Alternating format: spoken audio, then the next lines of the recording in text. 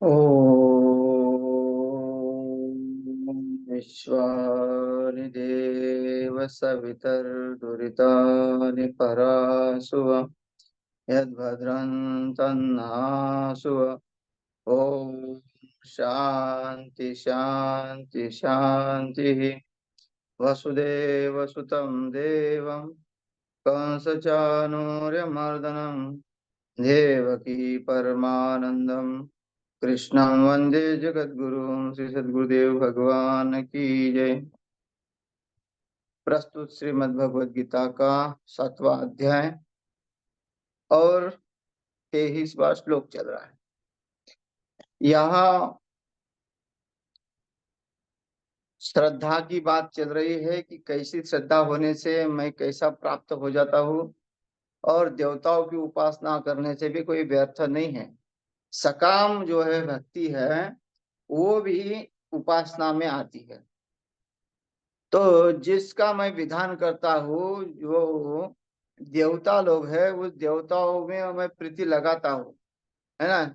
वो जो विधान किए हुए उस देवताओं के द्वारा, जिसकी जिसकी समस्या होती है, कर्म कांड में बहुत सारे विधान हैं।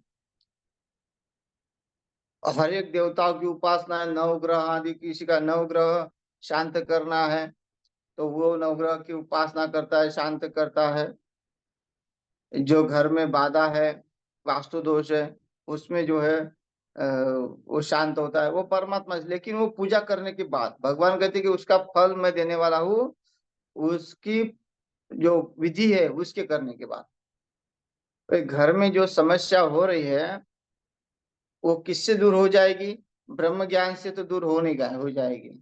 जो चल रही समस्या, जो भौतिक समस्या है, तो वो देवताओं से ही समाप्त हो जाएगी। देवता भोग देने वाले हैं,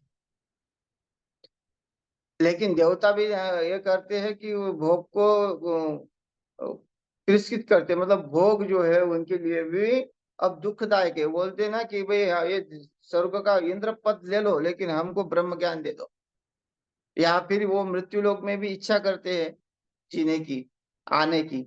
एक बार ऊपर चले गए पुण्य को प्राप्त करके, फिर वहां चेतन हो जाता है कि भोगों में इतने भोगों में पलते पलते वो भोगों से भी त्रस्त हो जाते हैं कि इसमें कोई सुख रखा हुआ नहीं है। आखिरकार तो हमको नीचे जाना ही है, तो ये भी दुख है। तो वो, लेकिन ये भौतिक सुख वो देने में समर्थ है। संसार का जो भौतिक सुख है वो देते हैं, और भगवान कहते हैं कि वो मेरे द्वारा ही होता है। उस देवताओं से जो प्राप्त होता है वो मैं ही हूँ। और यहाँ अन्य देवताओं की उपासना के फल को नाशवान बतलाकर अपनी उपासना का फल, अपनी प्राप्ति का फल बतलाते हैं। तो यहाँ सकाम अब निष्काम की ओर जाते हैं। 2-3 श्लोक दिए थे। जो सकाम कर्म करने वाले भी व्यर्थ नहीं है, उपासना करते हैं, मनोकामना करते हैं, भगवान के दरबार में जाते हैं। कोई अष्टविनायक के पास जाते हैं कि मनोकामना लेके हमारी जो है कामना पूर्ति हो जाए। कोई देवी के पास जाता है, पुत्र आदि की जो है समस्या होती है तो वो वहां जाते हैं। पुत्र कमिष्ठ यज्ञ होता है तो वो देवताओं का आह्वान करते हैं। तो ऐसे जो सकाम कार्य जो है वो भी जो है विहित है, वेद विहित है। ऐसे नहीं कि वेद विरुद्ध है वो कर रहे हैं। हाँ, लेकिन करे, कम से कम देवताओं को मान को तो कर रहे। यहाँ तो कुछ नहीं कर रहे, लेकिन जो सकाम करते हैं वो देवताओं को मानते हैं, भगवान को मानते हैं कि हाँ ये कार्य हमारा होगा, विश्वास है, इसलिए वो करे। इसलिए भगवान कहते हैं जिसका विश्वास है उस कार्य में कि उसके कार्य होंगे, तो मैं करता हूँ। अब यहाँ 23वें श्लोक में अपने स्वरूप का वर्णन करेंगे।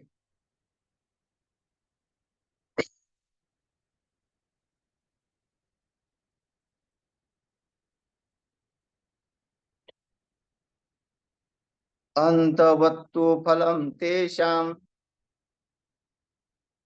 तद्भवत्यल्पमेधसां देवान् देवयजो यान्ति मद्भक्ता यान्ति मामपि। माम अपि मद भक्ता, मेरे भक्त मुझको ही प्राप्त होते हैं, चाहे कैसे भी हो। अंतवंतु, अंतवत, लास्ट में जो सकाम कर्म करते हुए भी, यज्ञादि कर्म करते हुए भी वो मुझे ही प्राप्त होते हैं। तो आगे बतलाएंगे अनेक जन्म, मतलब उनका जो है बहु नाम जन्म नामंत है ना, तो कहते हैं कि बहुत जन्म लग सकते हैं, लेकिन भगवान उसको कहते हैं कि भाई सकाम करने वाला भी विफल नहीं जाता, वो भी मोक्ष का अधिकारी बन जाएगा। और अंत में, लास्ट में, जैसी उसकी भक्ति बढ़ जाएगी, दृढ़ हो जाएगी और वो लगातार लगा रहेगा, तो वो मैं उसको प्राप्त हो जाऊंगा। अंतवत्तु फलम तेषाम, अंत में उसका फल निश्चित ही है। लेकिन तद्भवत्य अल्प मेधसा, अल्प बुद्धि वालों को वह फल नाशवान है। कौन सा फल नाशवान है? जो मोक्ष का। अभी उनको जो है केवल देवताओं से ही सुख चाहिए, मोक्ष नहीं चाहिए। यहाँ वो जो मोक्ष को न चाहने वाले को अल्प बुद्धि वाले कहा, जिसको इतना बड़ा सागर मिल रहा है इस जीवन में आने के बाद, वो एक तालाब की इच्छा कर रहे हैं। जिसको अनंत सुख की राशि मिली हुई है इस शरीर से, ये शरीर जब मानवीय शरीर मिला है, मनुष्य जन्म बहुत दुर्लभ है, और वो दुर्लभ शरीर में मिला हुआ जो शरीर ब्राह्मण का है, क्षत्रिय का, वैश्य का है, जो अधिकारी है वेदों के, उन्होंने अगर उस वेद को त्याग दिया, जो मोक्ष को त्याग दिया, और केवल भौतिक सुख को ही प्राप्त किया, तो उसको क्या कहेंगे? अल्प बुद्धि। नाशवान पदार्थों को प्राप्त करने वाला अल्प बुद्धि वाला होता है, यहाँ गीता के अनुसार। क्यों? क्योंकि उन्होंने वेष्टि को छोड़ा नहीं, वेष्टि में ही पड़े रहे। और जो समष्टि जानता है, समष्टि को जानना चाहता है, जो समष्टि बनना चाहता है, वो अल्प बुद्धि वाला नहीं है। उसकी व्यापक बुद्धि हो गई, फिर अनंत बुद्धि हो गई। तो ऐसा अल्प बुद्धि वाला वह फल नाशवान है, तथा वे अंतवत भवती देव यज्ञ, देवताओं को पूजने वाले देवताओं को प्राप्त होते हैं। क्या होगा लास्ट में? अब अल्प बुद्धि वाले यहाँ क्यों कहा कि भाई स्वर्ग में जाके भी तो स्वर्ग के देवता रोते हैं, नचे इंद्र से सुखमस्ती, है ना। इंद्र को तो, इंद्र को भी वहां सुख नहीं है। फिर हम जो यहाँ केवल उसी के पीछे रहेंगे कि ये अनुष्ठान करने से ये लक्ष्मी की प्राप्ति होगी, ऐसा करने से ये प्राप्त होगा। अ, अनेक अनेक अनुष्ठान किस लिए कर रहे हैं? भौतिक सुख के लिए। भौतिक सुख तो चाहिए चाहिए, लेकिन उसके साथ जो है निष्काम कार्य भी होना चाहिए। अगर भौतिक हमारे पास सुख आ रहा है, हम उसके लिए प्रयत्न कर रहे हैं, तो उसके अनुसार वो निष्काम भाव भी आना चाहिए। अब हम कहेंगे भी कि आ, हम तो निष्काम सेवा कर रहे लोगों की, अब उसमें भी कोई फर्क है? भाई जैसे हम कार्य कर रहे हैं, उस धन से जो कार्य करते लोग, कई लोगों की अपेक्षा है कि उससे हमें मान सम्मान मिले, धन तो देते हैं।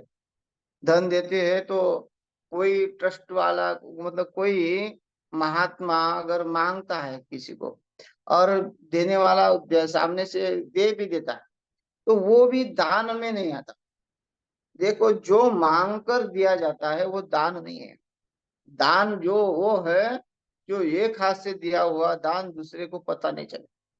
जैसे दान वो होता है, जैसे हमने जाके मंदिर में चुपचाप पेटी में पैसा डाल दिया, वो दान हो गए। या फिर कहीं न मांगते हुए, न मांगते हुए जाते हैं, तो कहीं न मांगते हुए कहीं रसीद भी कटा देते हैं, वो भी दान हो गया। जो न मांगते हुए अपने आप वहां दे रहा है वो दान हो गया, और जो मांगने के बाद दिया जाता है वो भिख हो गया। कि भाई मांगना पड़ रहा है तो मांग तो दे देते हैं, तो वो उसके अनुसार वो दान नहीं कहा जाता, वो भिख कहा जाता है। कि भाई जैसे हम भिक्षा मांगते हैं तो हमको भिक्षा मिल जाती है, तो मांगने के बाद जो दिया जाता है वो भिख है। तो ये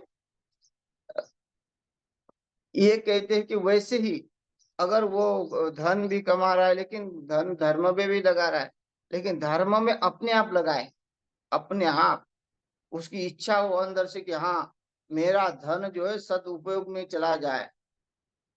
नहीं तो मांगने वाले तो कोई भी अधिकारी अनाधिकारी भी मांग से तो होगा, लेकिन हमको पता चलेगा कि यहाँ ये सत्कार्य होगा, तब हम वो देंगे, तब तो हमारा पैसा सत्कार्य में चला जाएगा, निष्काम में चला जाएगा।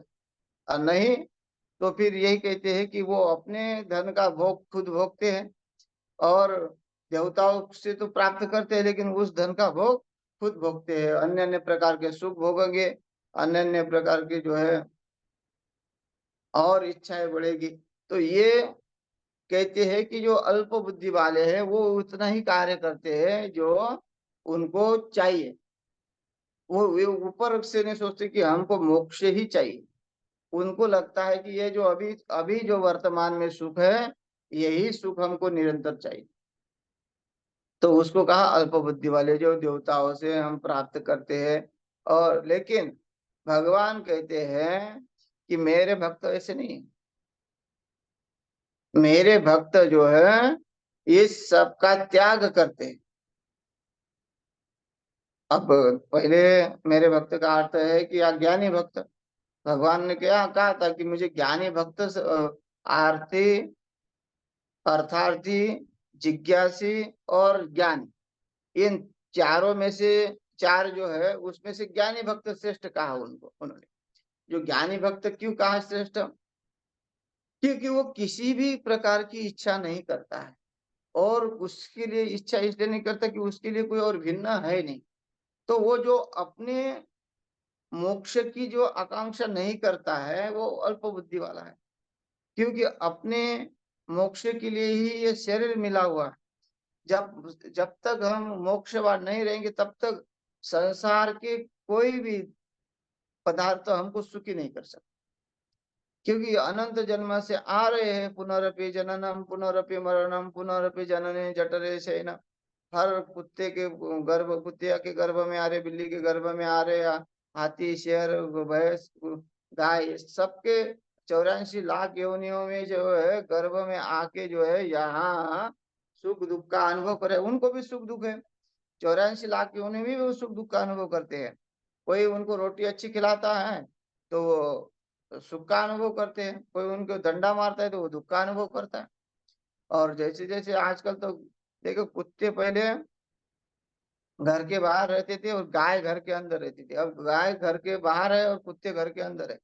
वो कुत्तों की कितनी प्रतिष्ठा हो रही है, कुत्ते कितने सुखी हो रहे हैं। हाँ, अंबानी जी के घर में कुत्ता है, उसको कितना कितना कैसा कैसा रखा जाता है। तो ये, लेकिन वो फिर भी दुखी है। हमारे दृष्टि से तो वो दुखी है, क्योंकि वो बंधा हुआ है संसार में। हमारे दृष्टि से जो कुत्ता कितना भी किसी के घर में कितना भी अमीर हो, लेकिन वो हमारे दृष्टि से तो कुत्ता है, वो दुखी है। हमारे दृष्टि से अरे हम जितना सुख भोग सकते थे वो इतना सुख भोग नहीं सकता, वो दुखी। वैसे ही देवता हमको देख के दुखी है कि ये संसार में बंधा हुआ है, हम जो कर सकते हैं वो ये नहीं कर सकता। लेकिन वो हमको पूछते हैं कि अरे इनके पास तो कम से कम शरीर मिला हुआ है तो ये कर सकते हैं, लेकिन नहीं, हम संसार में बंधे हुए हैं, संसार के पदार्थों में ही पड़े हुए हैं। तो क्या हुआ कि उसमें वो लोग भी दुखी है हमारे लिए कि ये मोक्ष की आकांक्षा नहीं करते, जिज्ञासु नहीं है, वो जानना नहीं चाहते हैं। वो आत्मस्वरूप को प्राप्त नहीं होना चाहिए। आत्मस्वरूप को प्राप्त होना कितना जो है दुखों को नाश करना है। दुख जो है, दुख का मतलब ये नहीं कि इस महात्मा के जीवन में धन का ही अभाव हो, दुख है नहीं। दुख जो होता है, दुख का अर्थ है जो शरीर में विकार उत्पन्न होते हैं, और वो उस विकार के साथ जब संघर्ष होता है, जब मनुष्य सत्यता से जीवन जीना चाहता है और उसके सत्यता में लोग बाधाएं डालते रहते हैं, तो उसको जीवन कितना कठिन होता है। और बेईमानों के लिए जीवन ये कोई कठिन नहीं है, लेकिन जो सत्य पुरुष है, सत्य से जीना चाहता है और अहंकार रहित जीना चाहता है, उसको समाज जो है बहुत प्रताड़ित करता है। कोई भी संत महात्मा को उठा के देखो, उनके जीवन में उनके ही लोगों ने परेशान किया और प्रताड़ित किया। तो भगवान श्री कृष्ण को देखो, अपने ही मामा ने जो है भेजे थे सब कुछ, उसको उसको शत्रु। राम जी के देखो, अपने ही घर में कई कई जो है विरुद्ध हो गई। विभीषण को देखो, अपने घर में जो है रावण ने उसको भगा दिया बेचारे। तो ये जो संसार का दुख है भयंकर, हम जितना जिसमें मोह रखते हैं वो उतना ही हमको दुख देता है। और उससे वो लोग पीड़ित है, धन से पीड़ित नहीं है। धन तो वो कमाता है, लाता है, कमाता है उसका, लेकिन जो ज्यादातर आपस में राग द्वेष जो काम क्रोध जो भरा हुआ है अंदर, वो खुद के क्रोध से भी दुखी है कि अगर उससे कोई गलती हो जाती है और उस क्रोध का परिणाम उसको लिए मृत्यु दंड मिलता है, तब वो अपने क्रोध पे पछताता है कि मैंने ये क्रोध क्यों किया। तो ये जो विकार शरीर में भरे हुए हैं, उस वो विकार ही दुखदायक है। और उस विकार को वो समाप्त नहीं करना चाहता, उसका बढ़ावा देता है। वो उस जीवन को बोलता है कि हम नहीं, इसको छोड़ेंगे नहीं हम। मतलब देखो अब समाज में कितना क्या हो रहा है, कोई भी एक दूसरे की जीने की लालसा नहीं कर रहे। हिंदू कह रहे कि ये कब मरेंगे, मुसलमान कह रहे कि ये कब मरेंगे। अन्य अन्य जो अन्य जो है लोग सांप्रदायिक जो है, वो आपस में ही टकरा रहे। ये नहीं कि हमको यहाँ शरीर मिला हुआ है तो हमको इस शरीर से भगवत प्राप्ति करनी है, नहीं। अरे भाई लड़के रहो, शांति से अपने अपने जगह पे रहो, अपने अपने इसका पालन करो। लेकिन नहीं, जिन्होंने जिन्होंने उनके बुद्धि में, जब भगवान तुम मानते हो कि ईश्वर सब जगह सबकी पुस्तक में लिखा हुआ है, तो भाई उसमें नहीं है क्या जिसको तुम मार रहे हो? लेकिन नहीं चाहते हो, बुद्धि अल्प बुद्धि वाले हैं। वो केवल सीमा ही मानते कि ये हमारा देश है, वो तुम्हारा देश है, और इसको हमको प्राप्त करना है। भाई इसको प्राप्त करके तुमको क्या मिला? भाई कितना भी तुम युद्ध करके प्राप्त करो सुख। अर्जुन तो कहता है कि मैं इस सुख भोग को क्या करूंगा, राज्य को जीत के क्या करूंगा। और भगवान भी कहते हैं ना कि हत्वा हुआ प्राप्त से स्वर्ग, जितवा भोग से मैं।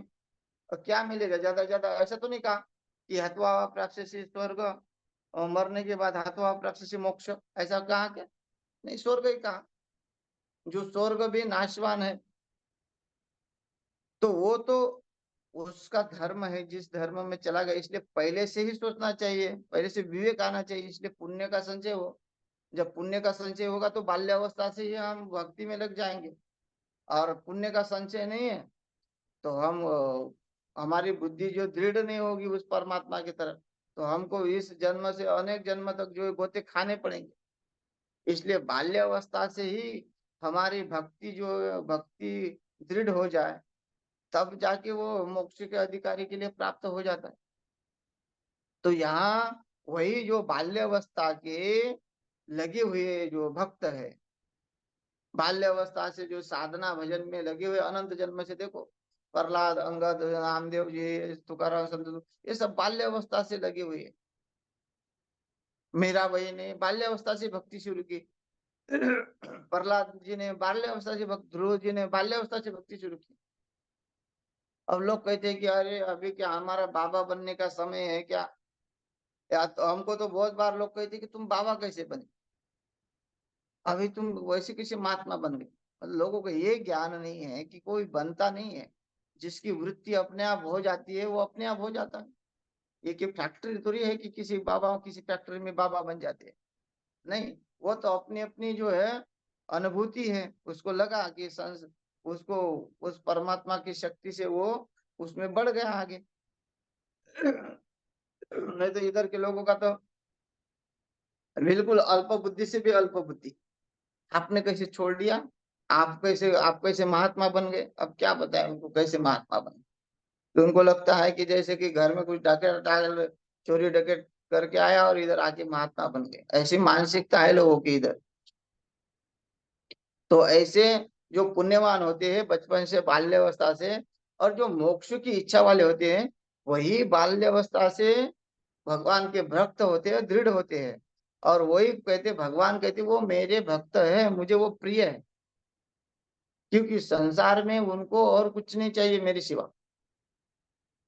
केवल मुझे ही प्राप्त करना चाहते हैं। मुझे का अर्थ है कि अपने स्वरूप को, मुझे ही मतलब मैं स्वरूप हूँ तो वो भी अपना स्वरूप है, तो उसको वो प्राप्त करना चाहते हैं। तो यही कहते हैं कि देवताओं को प्राप्त होते हैं वो अल्प बुद्धि, लेकिन मेरे भक्त चाहे जैसे भी हो अंत में मुझे ही प्राप्त होते हैं।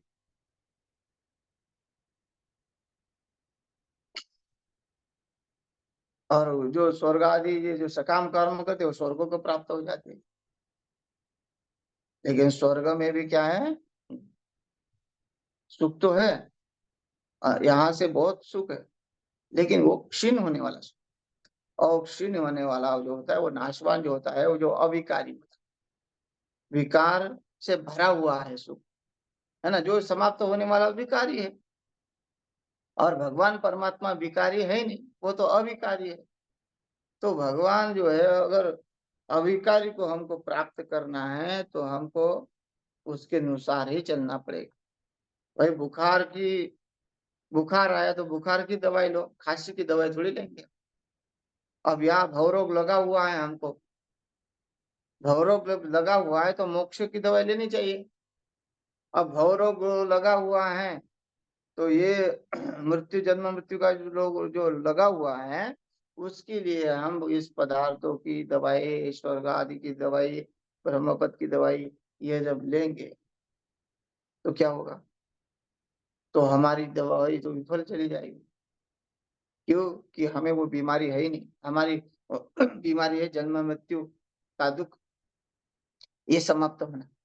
और जन्म मृत्यु का दुख, इसका अर्थ ये नहीं कि भाई मनुष्य का ही जन्म मृत्यु है। जन्म मृत्यु भाई मनुष्य को छोड़कर, भले तुमको जन्म मृत्यु मनुष्य का अच्छा लग रहा है, लेकिन 84 लाख योनि का तो जन्म मृत्यु किसी को भी अच्छा नहीं लगेगा। कौन चाहेगा कि मैं कुत्ते के जन्म में आऊं, है कुत्तिया जो जो देखो, कुत्ते जब बच्चे पैदा होते हैं तो वो तो पहला खा भी जाती है पेट खाली होने के बाद। दूसरा, कुत्ते जो भी पशु है, उस पशुओं को अपने ही मुख से अपना जार समाप्त करना पड़ता है, चाटना पड़ता है। गंदगी, हमेशा गंदगी में मुंह चला जाता है, भले उसको कुछ नहीं लगता। कुत्ता जब गटर में बैठ जाता है तो अपने मुख से अपना शरीर से कुछ पोंछ लेता है। कोई भी पशु हो, वो सफाई अपने मुख से करते। बिल्ली देखो, पूरा चाट चाट के, जो भी अगर उसने कुछ खाया हो चुहा हुआ, तो वो अपने ही मुख से पूरा साफ करती है शरीर अपने। तो ऐसा शरीर प्राप्त अगर होते हैं तो जन्म मृत्यु का दुख नहीं हमारी दृष्टि से है। उनको उनको भले नहीं, भले हमको है ना, लेकिन देवताओं को भी हमारे उनके दृष्टि से हमें दुख है, क्योंकि हम इस संसार में पड़े हुए हैं। तो इसलिए जो देवताओं को भजने वाले देवताओं को जो प्राप्त होते हैं, और जो भगवान को मोक्ष की इच्छा वाले वो अंत में अपने अंत में उसको अपने स्वरूप को प्राप्त होते हैं। कठिनाई आती है जीवन में, फिर भी अपने स्वरूप को प्राप्त होते हैं। अपने गुण प्रभाव और स्वरूप को न जानने का हेतु का कथन करते हैं कि मनुष्य अपने आप को न जानता है, और अपने स्वरूप को न जानता है। यहाँ तो अल्प बुद्धि वाला कहा। तो आगे कहते हैं, अव्यक्तम व्यक्तिमापन्नम मन्यन्ते माम बुद्धयः परम भावमजानन्तो ममाव्ययमनुत्तमम्। अबुद्धय, बुद्धिहीन पुरुष। माम अबुद्धय, मेरे, बोलते हैं कि जो बुद्धिहीन पुरुष है मेरे अनुत्तमम अविनाशी परम भाव को नहीं जानता। मेरे को, जो मैं अविनाशी हूँ, उसको जान ही नहीं पाता। क्यों? कि बुद्धिहीन पुरुष है ना, अबुद्धय कहा। देखो, और हम जिसको, अगर फिर यहाँ क्या सिद्ध होता है कि जो अपने आप को बहुत बुद्धिमान मान रहे हैं, और ये संस्कृत पढ़ने वाले को बोलते हैं कि ये तो किसी काम के नहीं, निकम्मे हैं, इनका क्या है, केवल खाना पीना और ये दो, थोड़ा सा भाषण देना। एक तो वीडियो हमने देखा, एक महान बुद्धि वाली जो एक माता थी, वो कह रही है कि आधा घंटे का प्रवचन देते हैं, और जो है कि और उनके पास फरारी गाड़ी, एप्पल के मोबाइल, ऐसे ऐसे ऐसे है, और उनको कुछ भी मेहनत नहीं लगती। और हम बोलते हैं कि दिन भर प्रोफेसर जो पढ़ाने वाली थी वो कोई, और हम दिन भर पढ़ाते हैं तो हमें जो है कुछ नहीं मिलता।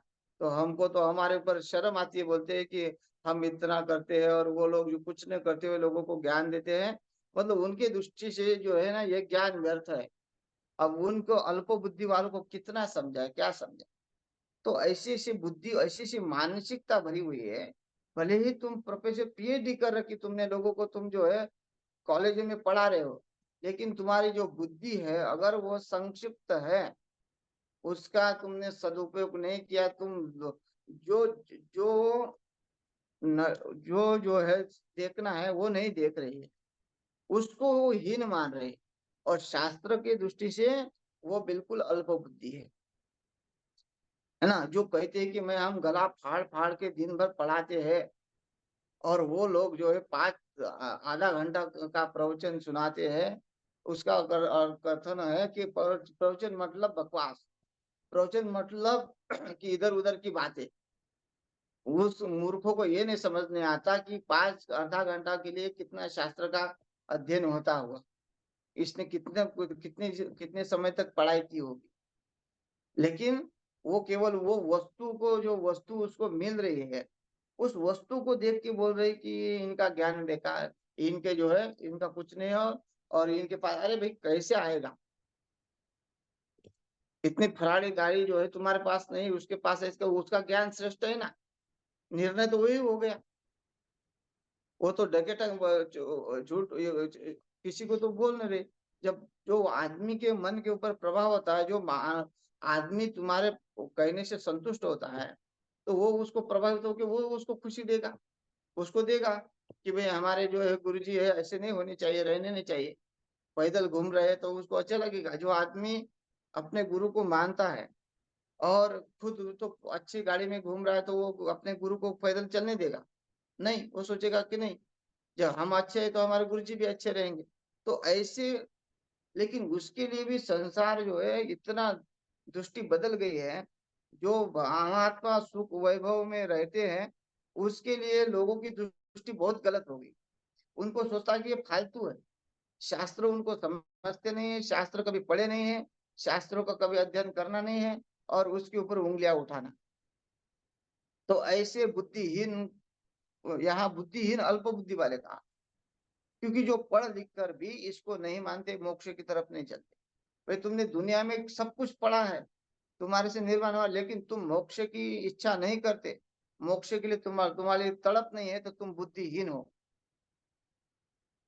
है ना? देवता लोग भी हमें गाली देते, क्यों? कि जो संसार में पड़ा हुआ है, वो गलती की तुम्हारी माँ की गोद जो बेकार चली गई, तो जो उसका उसने जो जन्म दिया है, वो मनुष्य को नहीं, कुत्ते को बिल्ली को जन्म दिया। ऐसे ऐसे देवता लोग जो है बोल रहे हैं, जो मोक्ष की इच्छा नहीं करते। ये शरीर जो मानवीय शरीर मिला हुआ है, केवल अपने आप को परिचय देने के लिए, कि मैं कौन हूँ, को हम, मैं कहाँ से आया हूँ, मैं कहाँ जाऊंगा, इसका तो हमको जानकारी होनी चाहिए। अंधा की तरह आ रहे, अंधे की तरह जा रहे। तो इसलिए यहाँ बुद्धिहीन पुरुष मेरे अनुत्तम अविनाशी परम भाव को नहीं प्राप्त होते। न जानते हुए अव्यक्त अव्यक्त मन इंद्रियों से परे मनुष्य की भांति जन्म कर व्यक्तिम, है ना, इंद्रियों से परे मुझ सच्चिदानंद घन परमात्मा को मनुष्य के भांति जानते, केवल एक मनुष्य जानते, है ना। गुरु केवल मनुष्य नहीं है, जो गुरु हुए वो साक्षात उस पर ब्रह्म का स्वरूप ही है, और हम उसको एक मनुष्य समझ के उसकी अवहेलना करते हैं। जो हमको इस ज्ञान मार्ग से मोक्ष मार्ग तक जो पहुंचा रहा है, जो हमको हमारे बुद्धि को खोल रहा है, हमारे बुद्धि के ताले खोल रहा है, हमारे जन्म मरण को जो है बंद कर रहा है, ऐसे गुरु को मनुष्य का शरीर नहीं मान सकते। वो सच्चिदानंद स्वरूप ही है, और भगवान परमात्मा ही उससे उसके मुख से कहने वाले, किसी में भी वो सामर्थ्य नहीं है शास्त्रों को पढ़ाने का। जो शास्त्रों को पढ़ाता है वो परमात्मा ही उस शास्त्र के माध्यम से आपको कहते हैं ना। जब नारद जी को कहा, नारद जी ने जब कहना शुरू किया तो व्यास जी ने उनको कहा कि भाई, जब भागवत नारद जी ने शुरू किया तो श्री नारद वाच्य कह के व्यास जी ने शुरू किया, क्योंकि वो अब तो परमात्मा ही उनके मुख से बोल रहे हैं। ये साधारण बात नहीं है, किसी के भी मुख से ये वचन, शास्त्रों के श्रुतियों की जो मंत्र है वो किसी के मुख से नहीं निकलेंगे। तो वो ऐसे न जानते हुए वो अल्प बुद्धि वाले क्या है, उसको साधारण मनुष्य जान के उसकी अवहेलना करते हैं। शास्त्र पढ़ने वाले को ओ बिन फालतू समझ रहे हैं। नहीं तो संसार में कितने अनगणित लोग हैं, लेकिन महात्मा के जो है गिने चुने जो है लोग महात्मा के पास आते हैं, और सब दूर दूर भागते हैं। तो व्यक्ति भाव को प्राप्त हुआ मानते हैं। व्यक्ति आपपन्नम मन्यते, मनुष्य की भांति जन्म कर व्यक्ति भाव को प्राप्त हुआ मानते हैं कि परमात्मा भी आता है और जाता है, वो भी सुख दुख वाला है। भगवान श्री कृष्ण आए, उनको भी बहुत दुख हुआ, उनके भी वेदवंश का नाश हुआ तो उनको भी दुख हुआ, ऐसा ऐसा मानते हैं। वो राजा बना, वो द्वारका का राजा बना, यहाँ से वो भाग गया, ऐसा ऐसा लोग सोचते, सोचने वाले उस तत्व को नहीं जानते, उस परमात्मा तत्व को नहीं जानते हैं, है ना। भगवान ज्ञानेश्वर, जो संत महात्मा जो भी आए हैं तो उनको तो साधारण शरीर मान के लोगों ने कष्ट दिया ना। तो यही है कि वो नहीं जानते वैसे शरीर को, तो भगवान कहते हैं कि वो अल्प बुद्धि वाले हैं। तो समाप्त समय समाप्त हो गया है, शेष कल देखते हैं। हरि ओम तत्सत।